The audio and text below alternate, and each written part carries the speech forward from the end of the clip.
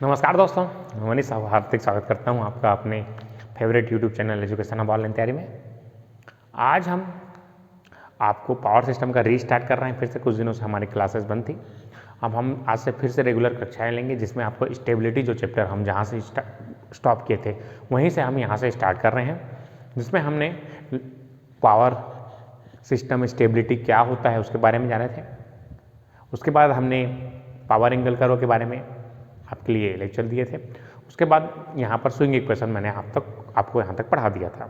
आज हम एम और H constant of equal area criteria of stability को जानेंगे, जिसमें हम देखेंगे कि ये सब चीज़ें क्या होती हैं। और ये क्वेश्चन आपके लिए डिप्लोमा में 10 नंबर का फिक्स क्वेश्चन आता है।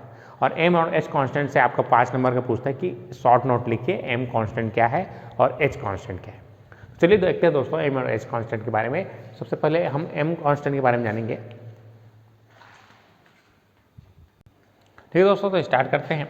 इसमें सबसे पहले हम जानेंगे कि ओमेगा क्या है। ओमेगा को देखिए, यहाँ पर कुछ कांस्टेंट्स हमने माने हैं।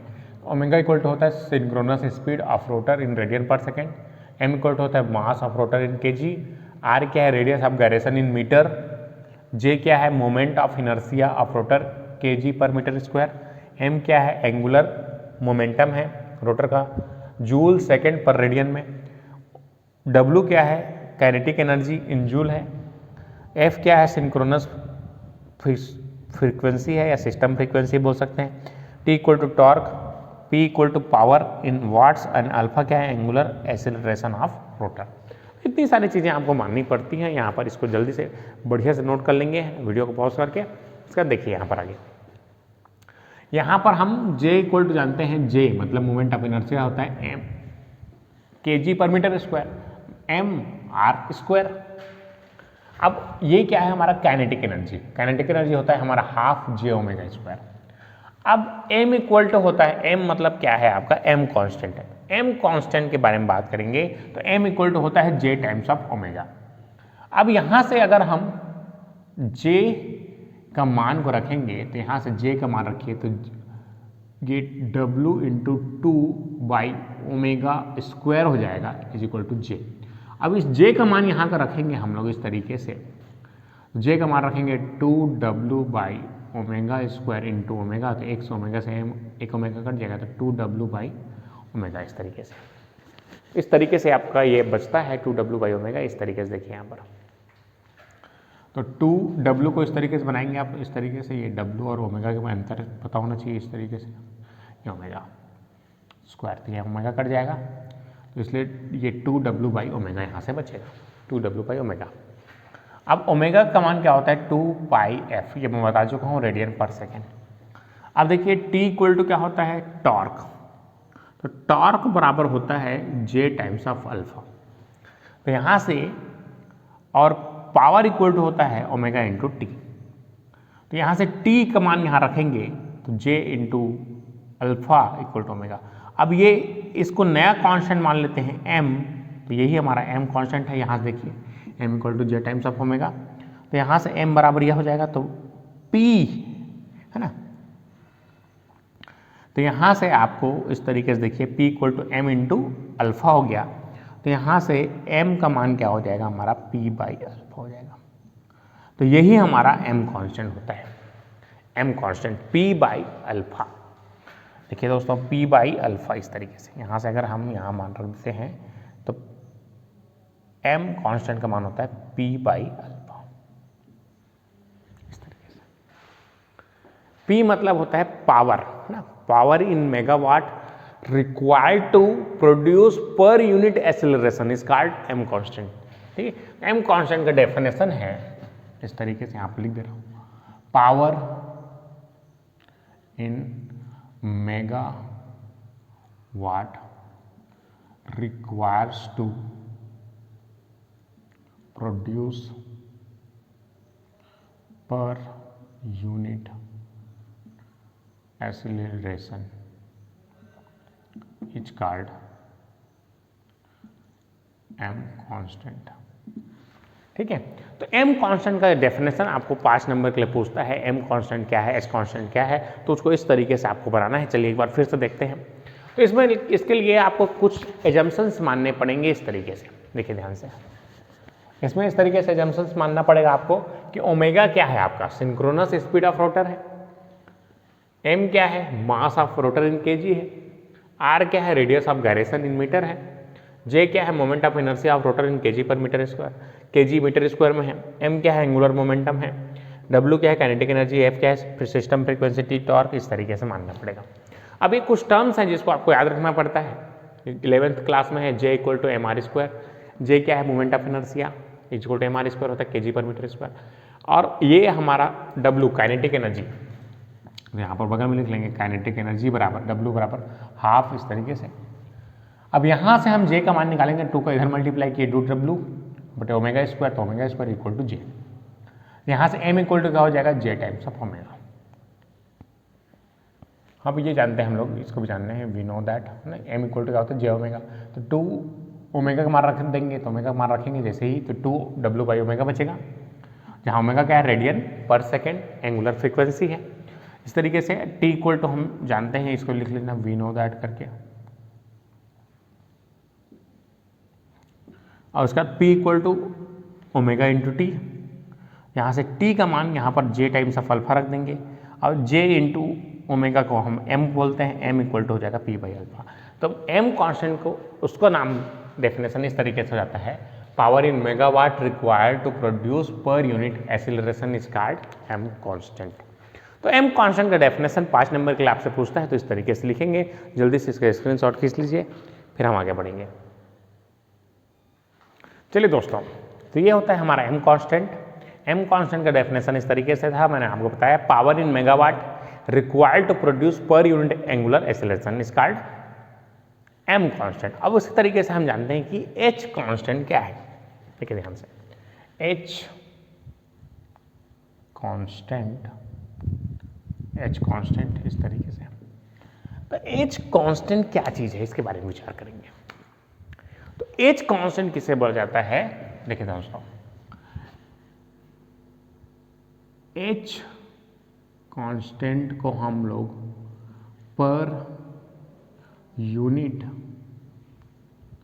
इनर्शिया कांस्टेंट भी बोलते हैं इसको, पर यूनिट इनर्शिया कांस्टेंट। तो इसका डेफिनेशन इस तरीके से है, it is the ratio of kinetic energy stored in rotating part to the machine rating। ठीक है, तो इसको कैसे डिफाइन करेंगे हम लोग, it is the ratio of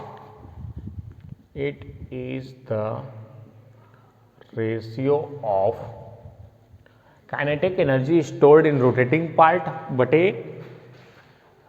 machine rating. तो देखिए kinetic energy H constant equal to क्या हो जाएगा, H constant kinetic energy stored in rotating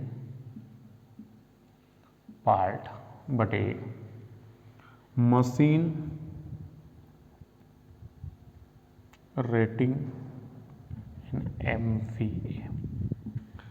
machine की रेटिंग MVA में डिनोट करते हैं, इसी को हम लोग बोलते हैं एच कांस्टेंट। इस तरीके से आप लिखेंगे एच कांस्टेंट, जल्दी से नोट कर लेंगे इसको यहां तक।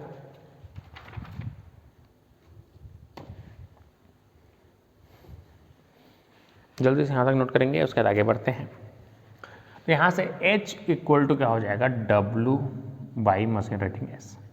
तो W का मान मैंने आपको इस तरीके से इसके पहले बताया था, W का मान तो ये होता है omega into M by S, इस तरीके से। तो इसको हम लोग ओमेगा का मान कितना होता है, 2 पाई एफ एम बाई एस लिख सकते हैं इस तरीके से यहाँ पर।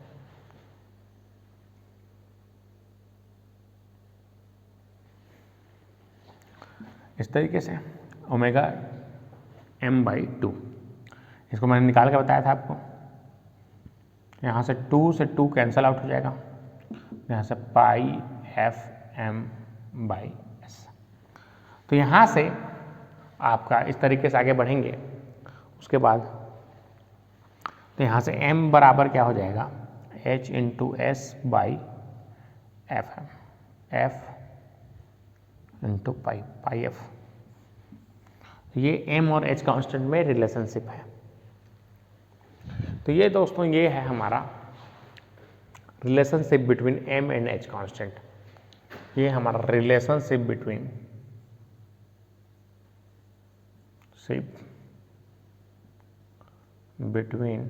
M and H constant. ठीक है, तो ये relationship between M and H constant है। अब देखिए इसके पहले मैंने बताया था एच इक्वल टू क्या होता है। देखिए काइनेटिक एनर्जी स्टोर्ड को ओमेगा बोलते हैं भाई, सिस्टम को जो भी रेटिंग है उसको एस नाम दे दिया, एम वी एम है।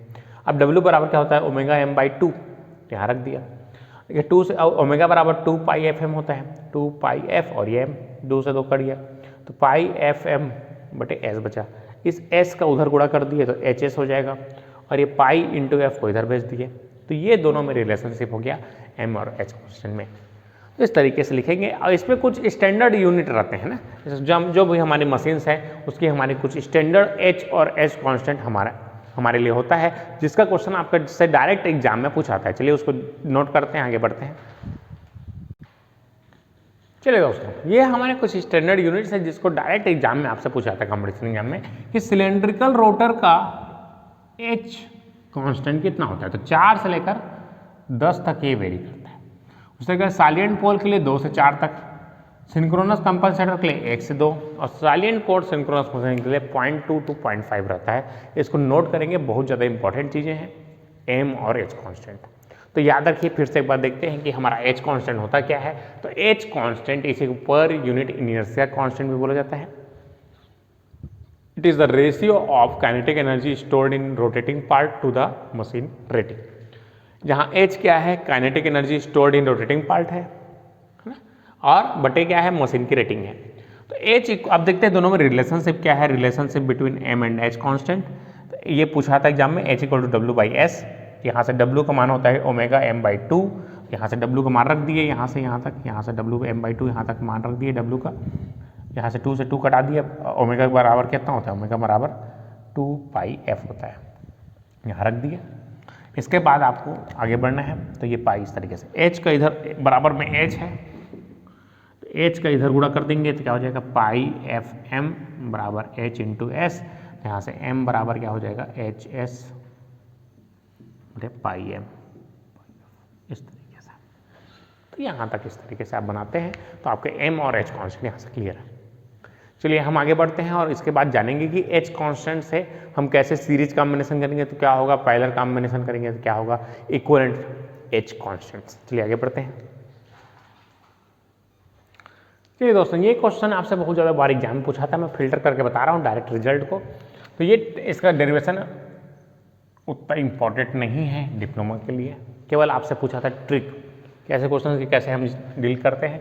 तो जब भी अगर बोलेगा कि एन मशीन है जो कि पैरेलल में कनेक्टेड है, पहले वाले की मशीन इस तरीके से है H1 है ना, इस तरीके से पैरेलल में सब कनेक्टेड है मशीन जो है ना, H1 H2 और ये HN इस तरीके से।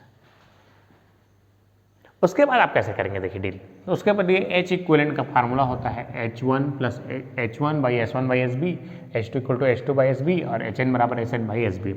जहाँ इफ अगर S1 बराबर H2 बराबर S है और सभी मशीन आइडेंटिकल है, जैसे सभी के सभी मशीन है मेरा आइडेंटिकल है, तो मेरा H इक्विवेलेंट किसके बराबर हो जाएगा, H के बराबर हो जाएगा। मतलब एक यदि मेरे आइडेंटिकल मशीनें पैरेलल में कनेक्टेड हैं तो उन सभी का इक्विवेलेंट एच कांस्टेंट अगर आपसे बोला जाएगा तो उतना ही होगा जितना आपको एक मशीन का है। तो ये चीज़ें नोट करके रखेंगे। तो यहाँ तक रखते हैं दोस्तों आज के क्लास में। नेक्स्ट क्लास में हम equal area criteria of stability देखेंगे। उसके बाद हम इक्वेशन को न्यूमेरिकल सॉल्यूशन कैसे होता है, कैसे हम अप्लाई करते हैं, क्रिटिकल क्लियरिंग एंगल कैसे निकालते हैं, इन सब के बारे में डिटेल में स्टडी करेंगे। फिर हमारा ये चैप्टर ओवर हो जाएगा। तो ये दो